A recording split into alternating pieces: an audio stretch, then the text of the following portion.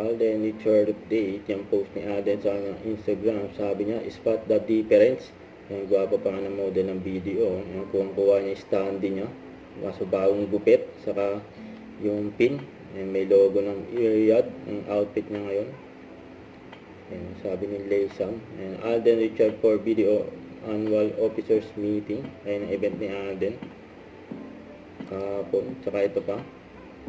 And nag-morning run dyan sa Santa Rosa, Laguna. Kita naman gano'ng kasaya sila Alden at Barbie. Kasama mga ka-gymmates ni Alden. At after nila mag-jogging, yan o, kumain sila sa Pontias Garden Cafe ni Alden.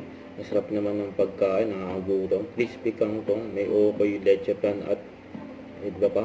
Mga food, grabe yan. Wants to recognize the movie Hello, Love Again. And congrats, kakat din.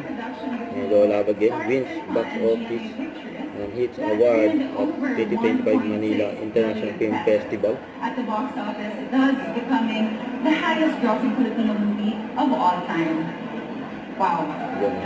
Thanks, Annette. We were very, very happy with this landmark co-production because it really made wonders. She's right. When we collaborated, everything is possible. So, on behalf of ABS-CBN and also Catherine, Alden, Direk Cathy, the rest of the cast, and staff and crew of HLA, thank you MIFF for this award.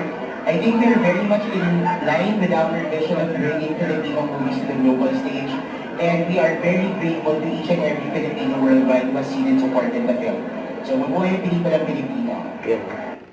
Don't forget to subscribe and click the notification bell for my update. This is with Shorty Action Vlog. Stay tuned for more videos.